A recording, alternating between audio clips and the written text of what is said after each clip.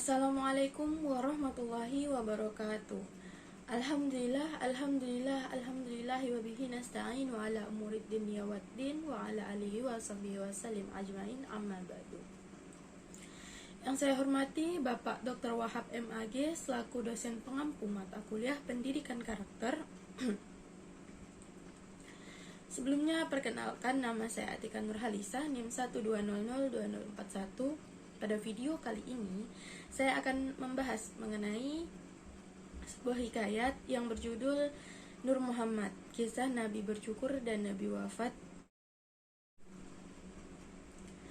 Berangkat dari latar belakang kenapa saya memilih untuk mengambil judul mini riset saya, yakni apresiasi nilai-nilai pendidikan karakter sang kekasih Allah dalam hikayat Nur Muhammad dan Nabi mukjizat dan Nabi bercukur dan Nabi wafat. Nah, yang pertama, karena menurut saya untuk saat ini sudah jarang orang-orang yang mengetahui atau orang-orang yang paham mengenai apa itu hikayat atau naskah atau manuskrip. Nah, yang kedua, sebagai seorang umat muslim tentunya kita pasti mengetahui kisah Nabi baginda Nabi Muhammad SAW, yakni manusia atau insan kamil yang luhur budi pekertinya. Untuk itu, kita sebagai muslim tentunya setidaknya tahu mengenai akhlak terpuji yang beliau ajarkan kepada kita. Untuk itu sebelum membahas mengenai mini riset saya, alangkah lebih baik untuk kita mengetahui apa itu definisi dari hikayat. Manuskrip atau naskah merupakan sebuah tulisan tangan yang ditulis oleh orang-orang pada zaman dahulu dan masih ada hingga saat ini. Hikayat Nur Muhammad adalah sebuah kitab klasik berbahasa Melayu yang dituliskan dengan huruf Arab yang dikenal dengan istilah Arab Begon atau Arab Melayu. Terdiri dari 39 halaman, diterbitkan pada tahun 1344 Hijriah atau kurang lebih tahun 1922 Masehi. Untuk saat ini kemungkinan usia dari manuskrip yang saya temukan ini sekitaran 99 tahun. Diterbitkan di Jalan Baghdad, Singapura, dan hikayat ini menceritakan tentang kisah Nabi Muhammad yang mulia, Nabi Muhammad SAW. Secara ringkas, hikayat Nabi bercukur meriwayatkan mengenai kisah Nabi Muhammad SAW dicukur rambutnya oleh malaikat Jibril atas perintah Allah SWT. Nabi Muhammad bercukur setelah pulang perang melawan Raja Luhut pada hari Senin 19 hari di bulan Ramadan. Nah, selain itu juga mengisahkan mengenai dituliskan ketika atas izin Nabi Muhammad SAW, malaikat Jibril datang kepada Allah menanyakan mengenai topi yang akan digunakan setelah Nabi Muhammad bercukur. Pada saat dicukur, helai demi helai rambut Nabi disambut oleh bidadari agar tidak jatuh ke bumi. Untuk terjemahan teks lengkapnya mungkin belum bisa saya paparkan pada video kali ini, namun ada hal yang menarik mengenai teks dari dalam naskah ini, yakni yang sekaligus mungkin memikat para pembaca untuk mendengar dan mempercayai tentang peristiwa Nabi bercukur. Nah, di samping itu juga pembaca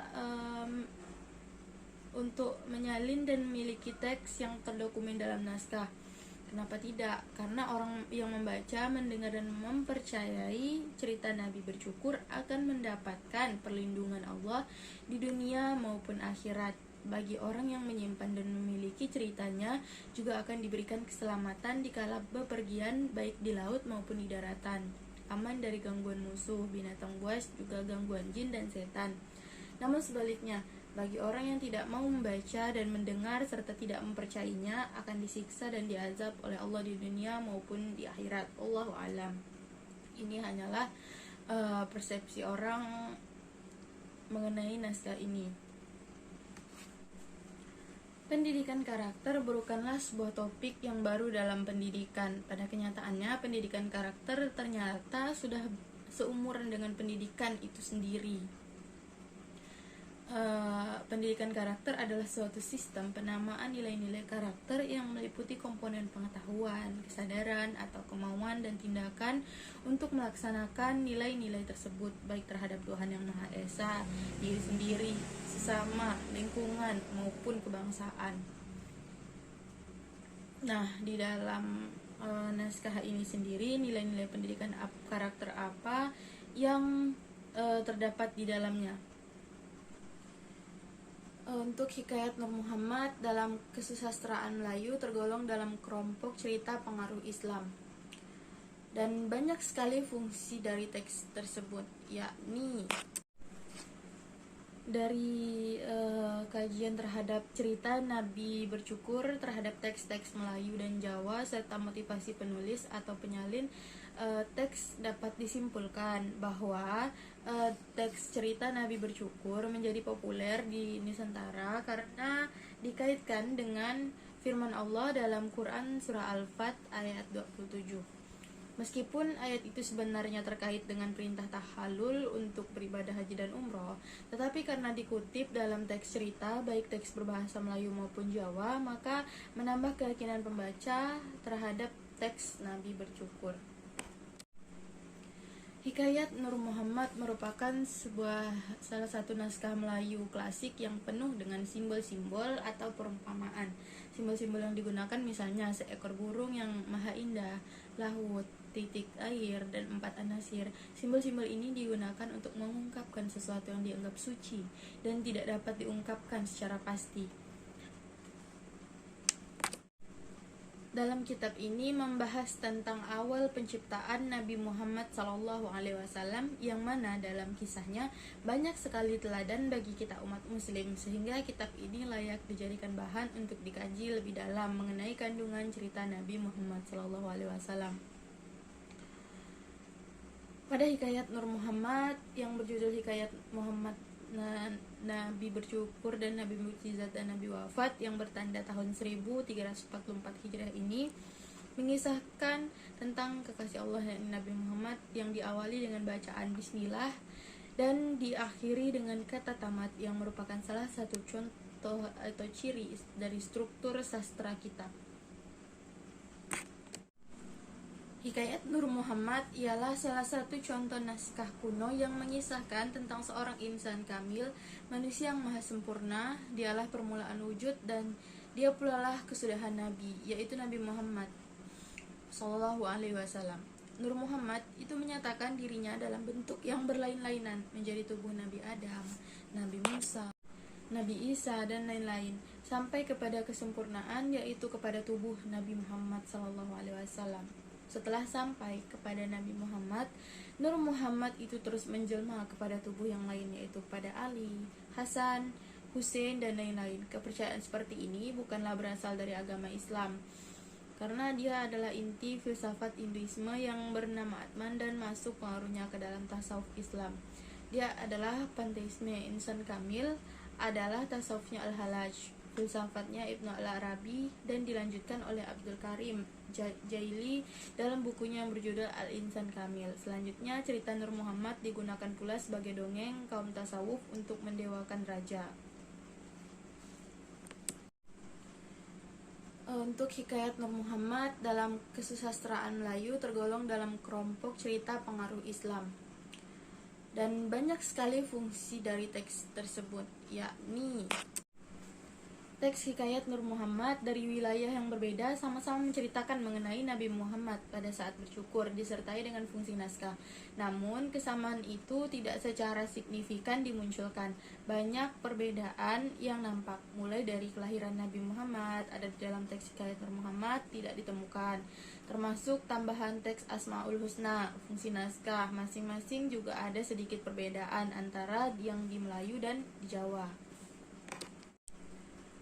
Diriwayatkan oleh Abdul Al-Razak dengan sanadnya dari Jabir bin Abdullah dengan lafaz katanya, "Aku berkata, wahai Rasulullah, Bapak dan Bunda hamba menjadi tebusan Tuhan.